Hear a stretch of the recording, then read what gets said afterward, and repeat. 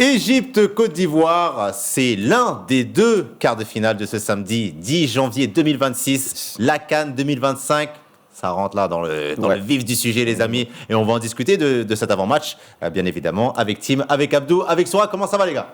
Super, toi. Ça va, on est bien là, ça avance tranquillement dans la compétition. Les choses se passent comme il faut avec des équipes qui nous font plaisir également. Donc on va discuter de ce match-là. On rappelle deux équipes qui se sont qualifiées en huitième de finale. L'Égypte de manière un petit peu compliquée contre le Bénin, 3-1 après prolongation. Et par contre, du côté de la Côte d'Ivoire, c'était tranquille, 3-0 contre le Burkina Faso. On va commenter avec toi. Sora, c'est quoi tes attentes sur ce match-là? Que la Côte d'Ivoire assume encore et toujours son statut de favori. Ah, mais attends. Je ne peux pas être favori. Je te demandais juste c'est quoi tes attentes. Parce que là, on est en train d'empiéter sur la suite du sujet. Ouais, mes attentes quand même, c'est qu'il y a un bon match. Ouais. Pour le coup, parce que malheureusement, pour l'instant, la Côte d'Ivoire n'a pas forcément eu la plus belle des adversités, notamment en huitième de finale face au Burkina Faso où les Étalons n'ont pas joué, tout simplement. T'es dur, ils ont joué le Cameroun en poule, hein, et c'était un très bon match. Phase de finale. Ah oui. Phase d'élimination directe, ils n'ont pas joué, ils ont tellement pas joué que je pense à l'Airline Technology. En disant sur la performance. Et de l'autre côté, on dit souvent l'Égypte est la bête noire de toutes les nations. Ce qui est vrai. Ce qui est vrai, mais quand même, si tu fais un power ranking des pays qui peuvent se dire notre bête noire numéro 1, c'est l'Égypte, c'est la Côte d'Ivoire. 2006, tu prends. 2008, tu te fais massacrer. 2022, tu te fais éliminer. Donc aujourd'hui, il faut se venger. Là, c'est aussi une histoire un petit peu de vengeance, de vouloir briser un petit peu ce côté où dès que tu affrontes l'Égypte, tu es la malédiction en difficulté, tu te fais éliminer. Donc je pourrais comprendre aussi les Ivoiriens qui décident de dire que on n'est pas favori face à l'Égypte par rapport au poids historique qu'il y a entre ces deux écuries. Maintenant, je pense que le but pour la Côte d'Ivoire, c'est d'assumer le statut de champion en titre et pour moi, de réellement terminer pas terminer cette histoire, mais de prendre un véritable ascendant psychologique face à l'Égypte. Ouais, ça va être intéressant, Abdou, de voir ce match-là. On parlait de bêtes noires, notamment entre l'Égypte et la Côte d'Ivoire. C'est quoi tes attentes à toi? Je m'attends à un match serré, un match difficile à lire, un match qui ira probablement en prolongation. Pourquoi ? Parce que finalement, quand on regarde le parcours de la Côte d'Ivoire, il y a quatre adversités différentes. En premier, ils ont affronté le Mozambique, si je me trompe. Exactement. Victoire 1-0. Ouais. Le Mozambique qui est assez inexpérimenté dans cette compétition-là. Il gagne d'une courte tête en se faisant un peu bousculer. Le troisième match, ils jouent le Gabon, même si c'est les remplaçants qui ont joué. Ils se sont fait vraiment peur et ils ont dû aller chercher au forceps cette victoire. Le Gabon éliminé. En huitième, tu joues contre le Burkina Faso qui a refusé le jouer, donc tu étais dans un fauteuil, oui. Et le match contre le Cameroun, pour moi, c'est le plus explicite et c'est sur celui-là que les Ivoiriens doivent se baser pour aborder l'Égypte. Pourquoi ? Parce que c'est le match où tu as vraiment eu une opposition qui était prête à te rentrer dedans et qui, même s'il y avait un chouï d'expérience, au moins un par ligne, disons, t'as vu comment réagissait la Côte d'Ivoire quand elle était sous pression et elle n'a pas eu la meilleure des réactions. Alors même si on sait que la Côte d'Ivoire aime bien prendre son temps et souvent ces phases de poule c'est un peu compliqué parce que elle lance tout doucement ses tournois, moi j'attends de voir comment va réagir la Côte d'Ivoire quand elle est bousculée. Ou au contraire, si par exemple l'Égypte ouvre le score, est-ce que la Côte d'Ivoire aura les cannes d'aller chercher le but de l'égalisation face à une équipe qui sera bien plus solide défensivement que ce qu'on a pu voir contre le Gabon, que ce qu'on a pu voir contre le Mozambique. Donc moi, c'est là tout l'intérêt et mes attentes sur ce match. C'est pour ça que j'imagine un match en 120 minutes. Cameroun aussi t'a proposé un gros défi tactique. Ouais. Défi tactique, toujours bien en place, défi physique aussi. Surtout au milieu de terrain, le défi physique face au Cameroun. Dans l'intensité, dans l'envie, dans l'agressivité. Donc moi j'attends vraiment de voir ce que cette Côte d'Ivoire a dans le ventre. C'est le champion en titre, ils doivent défendre leur statut, à eux de jouer tout simplement. Ouais, Tim, ton avis à toi, sachant que c'est la 12e confrontation entre ces deux équipes-là, c'est la confrontation la plus disputée dans l'histoire de la CAN. C'est quoi tes attentes? Moi, je m'attends à déjà avoir une Côte d'Ivoire conquérante, sûre de ses forces et qui n'a pas peur, malgré l'adversité en face, de jouer son football et de vraiment s'appuyer sur ce qui a été positif sur les 4 premiers matchs. Alors certes, l'Égypte, ça va être un autre défi. On sait que plus l'Égypte avance dans la compétition, plus les matchs sont vraiment tendus, durs physiquement, très hachés avec beaucoup de fautes. Mais ça, voilà, la Côte d'Ivoire, doit s'y préparer aussi. Je pense qu'ils ont quand même, notamment en attaque, de quoi répondre à ce défi-là imposé par les Égyptiens, que ce soit tactiquement, physiquement et techniquement sur le terrain. Donc j'attends de l'autre côté une Égypte qui fasse tout pour se qualifier et qui quand même essaye de mettre plus d'ingrédients pour qu'il y ait davantage de manières. Alors je leur demande pas de pratiquer un football comme celui de l'Algérie, celui du Nigeria, parce que c'est pas tellement leur ADN et c'est pas forcément ce qui leur réussit le mieux, mais, en tout cas récemment. Mais globalement, j'aimerais voir une Égypte, pareil, plus sûre, plus consistante sur 90 minutes ou 120 minutes. Parce que par exemple, contre le Bénin, il y a quand même eu quelques moments d'errement, et au final, ça aurait pu se payer cash. Par exemple, s'ils refont le match qu'ils ont fait contre le Bénin face à la Côte d'Ivoire, je ne sais pas si l'issue sera aussi favorable que ça pour les Pharaons. Donc voilà, ce serait vraiment progresser sur ces axes-là côté Égypte. Ouais, ça va être intéressant, de toute façon, ce match-là aussi, parce que la question qu'on va se poser, Soura, c'est est-ce qu'il y a vraiment un favori dans cette opposition-là? Du côté de la Côte d'Ivoire, ton match référence, entre guillemets, ton gros match a été contre le Cameroun. Du côté de l'Égypte, ça a été contre l'Afrique du Sud, où tu gagnes 1-0. Est-ce qu'il y a un favori qui se dégage? Les Ivoiriens qui ont connu les années 2000 te diront que l'Égypte est favori par rapport au passif historique. Ouais. Oui. Ah, mais moi, ça m'intéresse pas. C'est cash, ça m'intéresse. Pour moi, la Côte d'Ivoire est favorite. La Côte d'Ivoire se doit de jouer en tant que favori, de perpétrer son statut de favori, parce que la Côte d'Ivoire est championne en titre, tout simplement. C'est la première fois d'ailleurs depuis 2010, la CAN 2010, qu'un vainqueur de la CAN arrive à se qualifier en quart de finale. Et donc justement, pour moi, tu dois impérativement montrer que tu es le favori, que tu es une meilleure équipe que l'Égypte, que malgré le passif et le poids historique énorme qui est que lorsque tu rencontres l'Égypte, malheureusement, ça penche en faveur des Pharaons, tu dois réellement assumer ton statut. Et je pense que au-delà du défi physique, du défi technique, c'est vraiment tactiquement que Emerse Faé doit s'imposer comme étant un des meilleurs coachs du continent. Parce qu'on l'avait vu sur la CAN 2024, c'est un coach qui était arrivé. Ouais, il n'y avait pas de pression. Voilà, il n'y avait pas forcément de pression, il n'y avait pas forcément d'attente. Tu étais déjà en 8e de finale, tu affrontais le Sénégal. Bon, tu étais dans un scénario où tu essayes de faire avec ce que tu as et finalement ça a marché pour lui.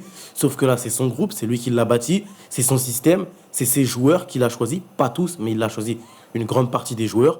Et là, aujourd'hui, j'attends à ce que tactiquement, il y ait une réelle évolution de la part de Emerse Faé, comme on attend une réelle évolution dans le jeu de la part d'un Walid Regragui. Ouais, c'est beau, hein, comme elle a expliqué là. Ça m'a donné envie de regarder le match. C'est costaud. Carrément. Abdou, Ouais. de ton côté, et je vais donner une stat qui va t'impressionner, à mon avis. Dis-moi. C'est que les nations ayant inscrit le plus de buts dans l'histoire de la Coupe d'Afrique des Nations, les deux premiers, c'est l'Égypte, avec 181 buts. Et le deuxième, C'est la C'est Côte Côte d'Ivoire. d'Ivoire. 160 buts. Et un Ah oui, favori quand ou même, pas? il y a un sacré Ah, c'est écart. pas le Cameroun. Ah non, c'est pas le Cameroun. Ah, ça Ils sont m'étonne. même pas dans le top 3. Le troisième, c'est le Nigeria. Mais des petits 158. scores, le Cameroun, mais il gagne. Ouais. C'est tranquille. Ah, Il exactement. tape les gens pour vivre. Le MLE, c'est l'efficacité. Le MLE. C'est pour ça que en fait, je vais te dire, ce match-là, je ne sais pas à quoi il va ressembler. Pourquoi? Parce que je me dis, la Côte d'Ivoire a la qualité technique nécessaire pour tuer cette Égypte. Ouais. Mais l'Égypte, ils ont ce truc de, on vient, on envoie le dernier des verrous, le dernier des cadenas. S'il faut aller en prolongation, on va en prolongation. Et ça passe toujours. Ouais, ils ont ce truc des grands. Ouais. C'est ça, en fait. Comme le Real Madrid, même si t'as plus CR7, t'as plus Benzema, Vini et Bellingham, ils prennent le relais. En fait, je me dis, En Ligue des Champions. en fait, je me dis, si la Côte d'Ivoire peut passer, mais elle passera qu'en 90 minutes. Si ça va au-delà, c'est ils vont se fini. faire avoir parce que l'Égypte, Expérience en de fait, l'Égypte. à l'usure, Ouais. tu peux pas battre cette Égypte-là. Le meilleur exemple, c'est le Sénégal. Ils ont dû vraiment les chercher. Ouais. Tir au but Penalty. 2 fois. Deux fois. Deux fois. Et encore. Et ça joue à un penalty arrêté. Et c'est très rare que l'Égypte soit aussi peu adroit dans une séance de pédo. Donc, c'est dire Les deux confrontations, ça se finit en 5-4 à chaque fois sur les deux. 5-3, je crois, 5-3. pour le Sénégal. Ouais, Non, 4-2, pardon. Ah, faut aller les chercher quand même. Hein. 4-2 et il y a Edouard Mendy qui est en stop, il me Parce semble. qu'en vrai de vrai, comme tu dis, en 90 minutes, ils doivent le faire. Parce que déjà, en 120 minutes, l'Égypte a l'expérience. C'est ça. Jouer Moi, 120 c'est ce que je minutes. dis. Hein, c'est l'expérience aussi qui va jouer, Mais forcément. même sur cette compétition-là, ils Ouais. ont les jambes, ils savent que ça fait de jouer Ouais. 120 minutes. Peut-être qu'ils seront un peu plus fatigués, mais par rapport à une Côte d'Ivoire, l'Égypte, elle, ils se sont fait chercher par le Bénin. Le Bénin est quand même allé les titiller un petit peu, les mettre un petit peu dans les cordes. La Côte d'Ivoire, en 8e de finale, c'était un petit peu une promenade de santé pour eux. Donc tu vas passer d'une Burkina Faso qui n'a pas forcément joué, qui ne t'a pas proposé un gros défi physique, ni technique, ni même tactique, à une Égypte avec un Oussama Hassan, avec un Mohamed Salah, avec un Omar Marmouche, qui seront là, qui auront la dalle, qui auront la volonté d'aller chercher cette CAN, parce que c'est potentiellement la dernière de Mohamed Salah. Tu peux aussi avoir une union sacrée autour du joueur de Liverpool. Il va falloir faire attention. Et si tu rajoutes à cela le poids historique, ça peut faire beaucoup. Ouais, il faudra être costaud, Tim, dans ce match-là. Et la même question que pour Abdou et Soura, est-ce qu'il y a un favori? Sachant que tu vas avoir l'opposition entre Salah, Marmouche, et en face, Diomandé, Amad Diallo, que tu aimes à la folie. C'est le fiston. Est-ce qu'il y a un favori? Est-ce qu'il y a un favori? Oui, pour moi c'est la Côte d'Ivoire. Alors oui, comme l'argument de Soura est très juste. Si tu C'est demandes, toujours juste un Soura, faut vous le dire. c'est très fort. Ça faut le dire, les gars. Pourquoi Non, mais si tu poses la question aux Ivoiriens, c'est possible qu'ils te disent non au vu du passif et au vu de ce que représente l'Égypte Ces acteurs. pour eux. Ouais. Mais tu peux pas te cacher. Tu es champion d'Afrique en titre. Ils n'ont pas essuyé de défaite pour l'instant dans la compétition. Leur gros match face au Cameroun, malgré tout, même s'il y a plein d'axes d'amélioration, Il perd pas. ils ont quand même réussi à tenir leur rang et à ne pas montrer un visage fébrile. Donc au bout d'un moment, tu peux pas te cacher. Là, c'est toi l'équipe, même si c'est face au Burkina qui a complètement déjoué, c'est toi l'équipe qui arrive en t'étant qualifié, en gagnant 3-0 au bout de 90 minutes. Tu dois être sûr de tes forces. Et Mers Faye, pour moi, doit véhiculer un message conquérant, volontaire. Donc au bout d'un moment, non, la Côte d'Ivoire est l'équipe pour moi qui a le moins d'excuses des deux. Donc la Côte d'Ivoire est le favori, pas le grand favori, mais le favori de cette rencontre. Par contre, évidemment, attention à l'Égypte. Ouais. C'est une équipe illisible. C'est très compliqué de savoir quelle Égypte tu auras en face de toi, de savoir ce que les hommes de Oussama Hassan vont proposer. Mais non, la Côte d'Ivoire doit assumer son statut et doit assumer que c'est aussi l'équipe la plus joueuse des deux et doit proposer un match qui va dans le sens de tout ce qu'on a évoqué. Ouais, c'est Pour dur moi, aussi pour moi, ouais, c'est le vas-y. match du doute. C'est Ouais. le match du doute parce que les deux équipes, tu ne sais pas comment elles vont réagir à ce stade de la compétition une fois qu'elles sont menées. L'Égypte, elle a su réagir lors de son premier match face à non, c'était pas l'Angola, c'était le Mozambique. Non, Zimbabwe, pardon. Zimbabwe. C'était le Zimbabwe, ils ont su réagir et ils sont imposés dans les arrêts de jeu. Après, ils ont enchaîné 2 clean sheets. Face au Bénin, l'avantage était fragile et ils ont su, en prolongation, faire la différence. La Côte d'Ivoire, c'est pareil. À chaque fois, ça a ouvert le score contre le Cameroun, mais ils se sont fait rejoindre. Le Mozambique, ils ne se sont pas fait rejoindre lors du premier match. Le troisième match, ils ont été menés 2 buts avant qu'ils renversent ce match. Ouais. Et là, ils ont été dans un fauteuil face au Burkina. Donc, comment ces deux équipes qui sont habituées aux montagnes russes dans la physionomie et dans les scénarios, comment est-ce qu'ils vont réagir par rapport à l'autre?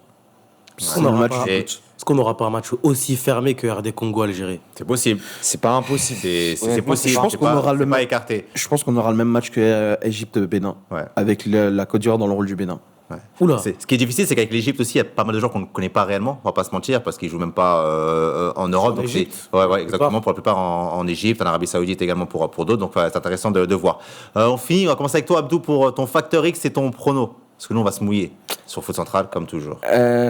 Facteur X, Enam Achour, Ouais. victoire 2-1 des Égyptiens en prolongation. Achour, c'est fort. Wow, ouais, c'est fort. Ouais, Achour, c'est dès beau. qu'il est C'est beau. rentré Je prends. face au Bénin, Je Achour, là, prends. Tim, est-ce que tu peux faire mieux que ça ou pas? J'ai vraiment envie de me mouiller. C'est pas du tout objectif. C'est vraiment, je sais pas Ouais. pourquoi je vois ça arriver. Je saurais pas trop. Ah, c'est bon ça. Amad Diallo. Ouais. 3-0. Non, même pas. Vas-y. Un partout à l'issue des prolongations et la Côte d'Ivoire au tir au but. Ouh, Et intéressant. ça là, il va mourir. Hein. Ah, Il perd encore au tir au intéressant. but. Alors là, Mais attends, mais ton facteur X, c'est qui? Mon facteur X. Bah, vous allez dire que je suis pas objectif, Ah, mais, voilà, c'est- t'es- c'est- non, mais dis-moi quel joueur de la Côte d'Ivoire sur les 4 matchs de la Ok. Côte d'Ivoire, Alors, mais quel dis-le nom, joueur- comme ça, on pense autre chose. Amad Diallo, Voilà, qui a merci. été élu 3 fois homme du match sur les 4 rencontres de la C'est Côte vrai, d'Ivoire. mais c'est complètement- c'est les sponsors. Non, C'est pas non, biaisé. c'est pas Un bon. but, une passe décisive Ouais, en c'est vrai, 8e. c'est vrai. Un sublime but face au Cameroun, C'est vrai. il faut le dire. Et là, un but compliqué. face au Mozambique. C'est vrai. Non, mais bien évidemment, on rigole. On aime beaucoup Amad Diallo et. Ouais. Affreux. Souvent, on finit avec toi rapidement. Alors. En 2 phrases. Allez, une phrase et demie. Pour les facteurs X, c'est. Facteur X, Salah Mohamed Ouais. et victoire 1-0 de l'Égypte. Alors attends, parce que c'est intéressant pour tous les Égyptiens qui peuvent nous regarder aussi, même d'ailleurs les Ivoiriens, parce que c'est important. L'Égypte a remporté 20 de ses 22 derniers matchs, toutes compétitions confondues, lorsque Mohamed Salah a été buteur. Et ouais, Pouah. et ouais les mecs. Voilà, le reste, Et ouais, c'est les mecs. nul. Donc attention. En Alors, tout cas, le ça se passe Mancini, on a mal à la tête. samedi 10 Non, à mais c'est un 20h. très bon joueur. L'opposition Égypte-Côte d'Ivoire, ça se passe bien évidemment sur Foot Central. Merci Soura, merci à Abdou, toi. merci Tim. On se retrouve Merci bientôt à les toi. gars. Ciao. Ciao.